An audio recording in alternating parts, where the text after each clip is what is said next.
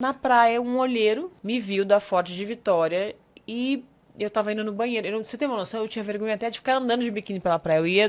Não ia no mar, eu ia no banheiro do barzinho, eu ficava de roupa. Eu fui pro banheiro do barzinho e ele me pegou na rua, atravessando a rua. Ele falou, então, eu sou Pietro, da Ford Modas, aqui de Vitória. Ele descobriu várias pessoas, descobriu a Adriana Lima, ele era um cara Ô, muito bom. louco.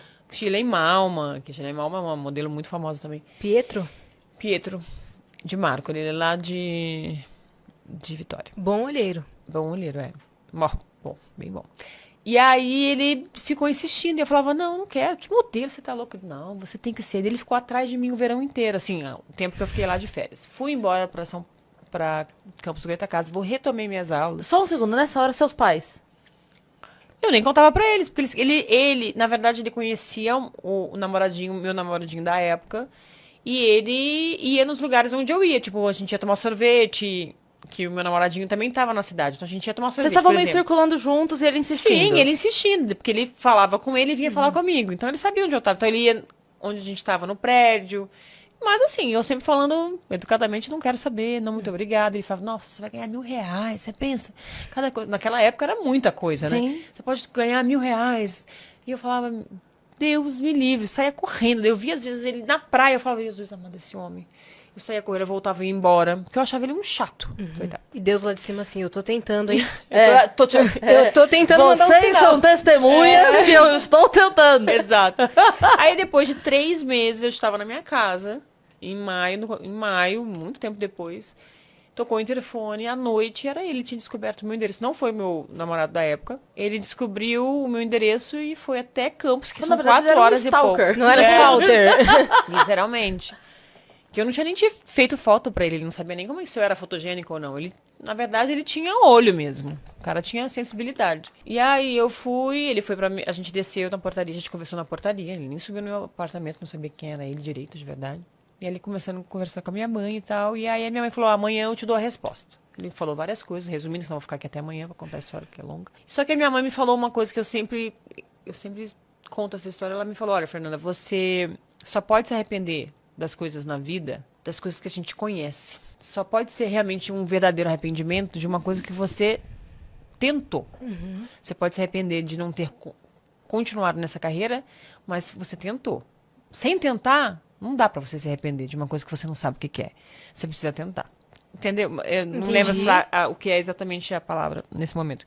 Eu falei, ela falou, e a gente vai andar de avião. Aí eu falei, de verdade, nunca tinha andado de avião.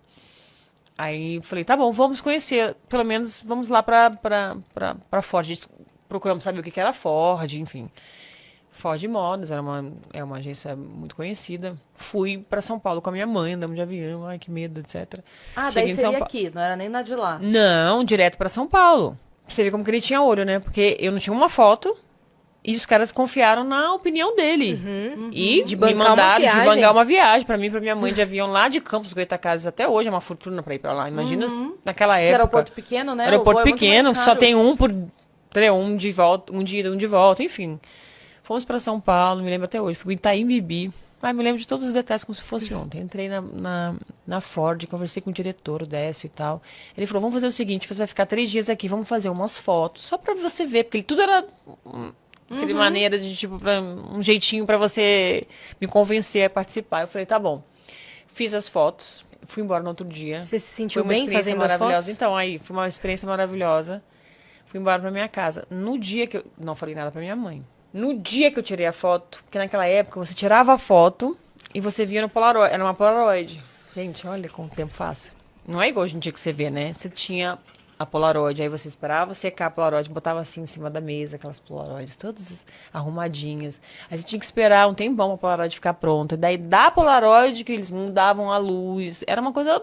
E depois mandava revelar. Era uma loucura, né? Muito diferente hoje em dia. Muito trabalho. Só que quando eu fiz a minha primeira foto, que eu fiz esse ensaio, né? Que foram 2 fotos de roupas diferentes. E eu olhei naquela mesinha com aquelas minhas Polaroids. Dentro de mim eu falei, eu vou fazer isso pro resto da minha vida. Mas eu não falei nada pra minha mãe. Porque eu falei, eu vou fazer, mas eu posso mudar de ideia. Pensando comigo, né? Porque eu era uma adolescente que já estava num caminho bom. Já estava Isso num quantos anos? Desculpa. Não 16. 16 anos. E aí eu sabia que isso ia acontecer, fiquei quieta, fui embora pra minha casa. Aí deu uma semana, ele ligou. Olha, você pegou um trabalho. Nossa. Eu falei, nossa, um trabalho? Ele falou, sim, você pegou um trabalho, eu acho que é um trabalho importante. Aí ele mandou as minhas fotos pelo correio, aí eu olhei as fotos, falei, nossa, fiquei quieta, achei nada demais, mentira, achei maravilhoso, mas fiquei quieta. Ele falou, você pegou um trabalho e a gente gostaria que você viesse pelo menos pra fazer esse trabalho, eu acho que você vai gostar. E era no dia do meu aniversário. Eu falei, ai, meu Deus. Aí minha mãe falou, claro, vamos passar seu aniversário lá em São Paulo. Vamos dar uma chance, vai. Porque daí eles começam a falar de dinheiro, e naquela época era, como hoje é, né? Proporcionalmente pra, né, pra população, é um dinheiro bom. E aí, era uma capa de Cláudia no dia do meu aniversário. Foi meu primeiro trabalho, dia 29 de maio. E Cláudia sempre foi uma revista muito consagrada. E 25 anos atrás, era uma coisa assim, só artista fazia isso. Era uma coisa muito... Devia ter muita foi gente minha- da e qual agência era o tema? tentando ser capa da Cláudia. Foi jeans. Jeans. Um cabelo desse tamanho, eles encaixaram meu cabelo inteiro, assim, me lembro até hoje, sentada. Lembro, lembro de todos, eu fiz muitas capas de Cláudia. E aí, naquela época, era o... Não sei se vocês vão lembrar disso, se vocês sabiam sobre isso. Naquela época, você tinha um galpão. A Abril, que era a empresa que era dona de todas as revistas, era um galpão gigantesco, como se fosse um galpão mesmo de fábrica, e tinha uns portões, e cada portão, se você entrasse lá, tinha uns sofás maravilhosos, assim, pra você ficar sentada fazendo casting, ou batendo papo, e tinha uma lanchonete, era super moderno, e aí você ia passando e você via quem estava fotografando, porque na porta tinha a marca, o nome da revista e o nome da pessoa, do artista. Então era assim, era uma coisa louca você ir pra lá, tipo, nossa, você vai ver alguém famoso, tipo, Xuxa tá aqui, Xuxa tá atrás dessa porta, fazendo nesse estúdio. Então eram vários estúdios. Nesse mesmo lugar faziam-se Mesmo- todas as capas de faziam revistas. todos os editoriais e capas de revista. Então era um massa você ir trabalhar lá. Que legal. Era uma época muito maravilhosa, gente, vocês não têm noção. Era uma coisa assim, de outro mundo. Aí eu fiz essa capa, E tinha um com o seu nome.